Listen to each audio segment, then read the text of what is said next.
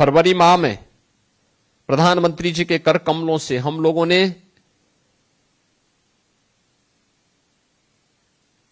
Noida international airport का उद्घाटन करवाया था। भारत का सबसे बड़ा एयरपोर्ट। अनुमान करिए, इस एयरपोर्ट में कार्गो की फैसिलिटी भी है और एमआरओ की भी फैसिलिटी वहां पे देने जा रहे हैं। पहला एयरपोर्ट होगा जिसमें एमआरओ की सुविधा होगी। अभी 15 जून से वहां से डोमेस्टिक की सेवाएं शुरू होने जा रही हैं। इसके बाद फिर इंटरनेशनल सेवाएं प्रारंभ हो जाएंगी। कितना बड़ा हब बनने जा रहा है, कोई अनुमान करेगा? सभी प्रकार की सुविधाओं से संपन्न। और मैं धन्यवाद दूंगा यहां के यमुना अथॉरिटी के सीईओ CRK सिंह जी को और उनकी पूरी टीम को, जिन्होंने लग करके उस एयरपोर्ट को एक समय सीमा के अंदर पूरा करने के लिए अपना एक सकारात्मक योगदान दिया और आज वह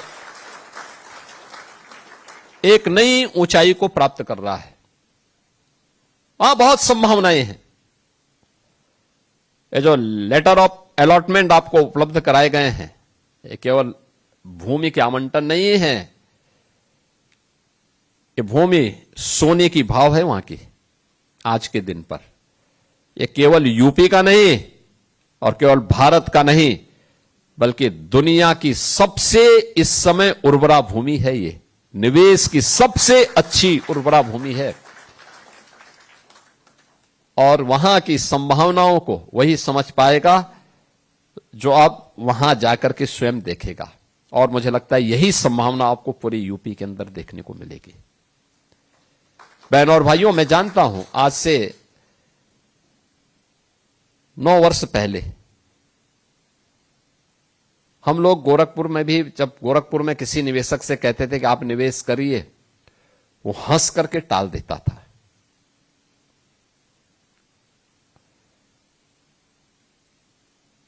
और मुझे बताते हुए प्रसन्नता है कि वहां पर पिछले 5 वर्ष में अकेले गोरखपुर में इतना निवेश हुआ है कि 50,000 यूथ को वहां एम्प्लॉयमेंट मिला है। अकेले गोरखपुर में इतना निवेश आ रहा है और ये हर एक क्षेत्र की, हर एक जनपद की है।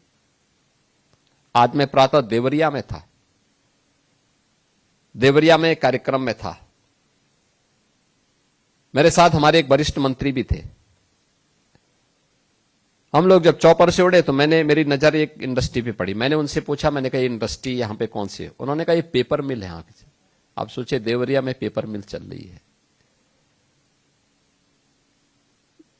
और भयमुक्त वातावरण में निवेशक निवेश करता है। बेहतर कनेक्टिविटी है, लैंड बैंक है, हर प्रकार की सुविधाएं उन्हें उपलब्ध करवा रहे हैं। आज यूपी के पास नीतियां हैं, 34 सेक्टोरल पॉलिसीज किसी के पास नहीं, यूपी के पास है। FDI की एक डेडिकेटेड पॉलिसी यूपी के पास है। फॉर्चून 500 की पॉलिसी यूपी के पास है। और यूपी आपके पास 25,000 हेक्टेयर का एक बड़ा लैंड बैंक केवल यमुना एक्सप्रेसवे इंडस्ट्रियल अथॉरिटी के पास हम विकसित करने जा रहे हैं। बीडा एक नया इंडस्ट्रियल सिटी के रूप में हम डेवलप करने जा रहे हैं।